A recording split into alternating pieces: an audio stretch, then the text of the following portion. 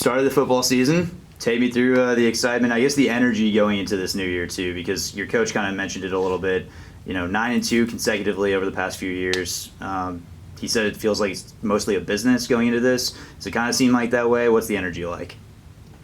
I mean, obviously, starting up football, we've been working for, my gosh, it seems like years since the last season, but we've just been, every single day, just been working to get back to this. So obviously the excitement level is through the roof right now. But yeah, 9-2 has kind of been our curse for the past 4 years, and that's all me and Creasey have known for the 4 years that we've been here. And so that's what the whole process has been trying to groom the transfers, trying to groom the guys who have been here to get out of that mindset, get out of the mindset of, all right, 9-2 is okay, 9-2, oh, we make the playoffs. Like, no, like that's not going to cut it anymore. Like, so our mindset now is do whatever we can in order to be better and leave this program better than whenever we came to it. When fall camp always comes around, because summer's always such a fun period, just sitting here just kind of working out, get to eat a whole lot, don't get to worry about school. So that's always just a fun process, but I know it's always going to something better. But no, the excitement's always great for me just coming in, because this is a time where I can just simply just play football and just hang out with my teammates. My family knows what's going on. It's fall camp. It's football season, baby. And, so I can cut out everything else and just focus on this. So it's always a very exciting time. Get those freshman guys in there because they're excited too. And so see, new young faces is always a joy. But yeah, like Blake said, 9-2, that's old. This is 2019. So I'm ready for a change. Looking in the long run, Coach B's career, he's gone that 4 years in a row now.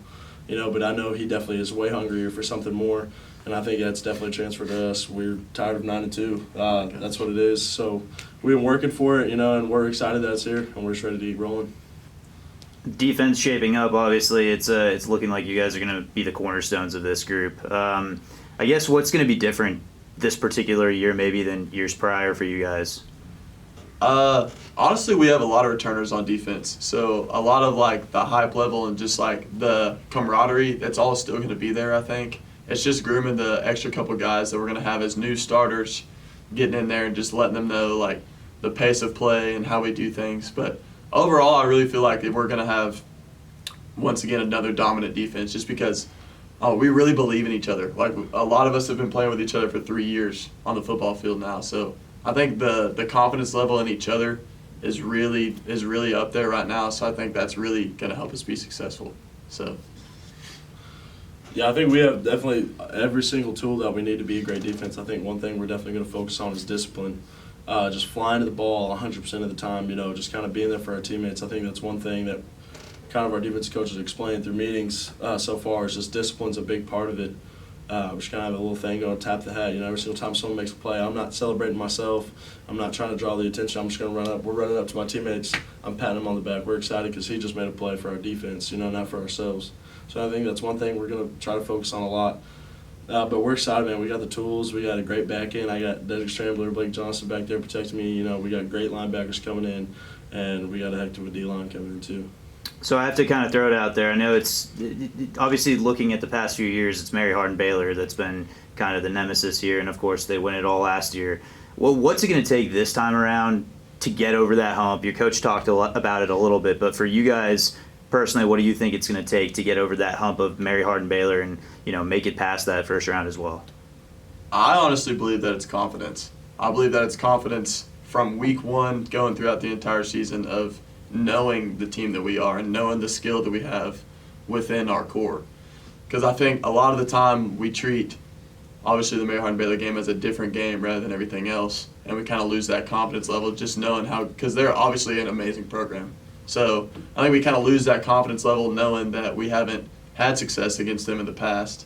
But I think this year, I think that's really going to get us through that is I think just having confidence from week one and just building off of each other, building that family up as much as we can right now so we can completely trust each other once it comes to a crunch time game like that.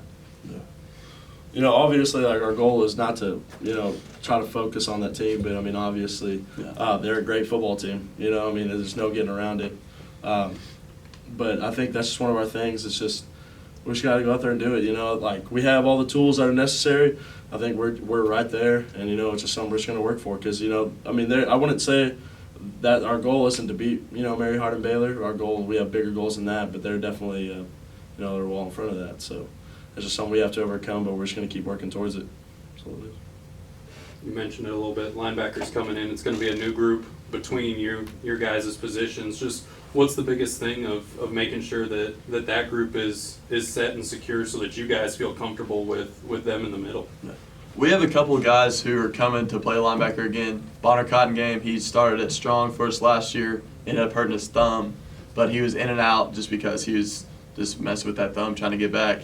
And Cam Hanna, he's also going to be rotating in, and he's actually a safety before. So, but he's gotten on the field and knows the pace of the game, knows how we play defense. So I think with those guys coming in, that's going to give them a confidence level to really help out the new guys, whoever our linebackers are going to be. I think we're going to have guys in there who have been able to go through it before and still understand the people that we have around us, that it's not just going to be on them. They have 10 other dudes that are going to be able to help them out. So I think we're going to be okay. Yeah, I guess kind of my job as a defensive lineman. I guess it's I think we're just going to super ensure that our defensive line, we're going to do our job to the fullest capabilities. That makes it easy for them, because if they're guessing, because it starts with us. Obviously, people say best pass coverage is the defensive line. And, so is the best run game, too. So if we're sitting there at D-line, if we can do our job to the best of our capabilities, that's going to free those linebackers up. That's going to let them run and make plays. They're not going to be second-guessing us. They're not going to be second-guessing the back end. It's a trickle-down effect. So I think just as a defensive lineman myself, I'm going to do my best job to put them in their best position to make plays. Absolutely. New face possibly on that defensive line, Zay. What's it like? I don't know how much you've gotten to work with him or anything with that, but what do you expect that to kind of be like? Oh, he's excited. Coming in from running back, I guess, because obviously we're kind of stacked at the running back position. But no, it's been super cool. I partnered with him all spring ball, and it's just been a fun, exciting experience. He's really excited. So I've just been working with him a bunch, working on technique things. He's asking questions. He's pretty much a natural. He's a football player.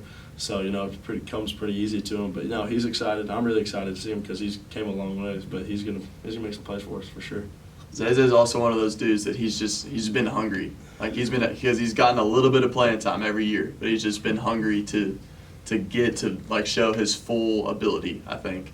So and y'all have seen him, he's a monster. He's jacked. So he's just ready to get out on the field and just show what he can do. And so I'm excited for him. I'm really excited for him to see how that works out. One thing Coach Burleson mentioned, the difference between drive and motivation. Can you guys kind of explain what the difference of drive and motivation is to y'all?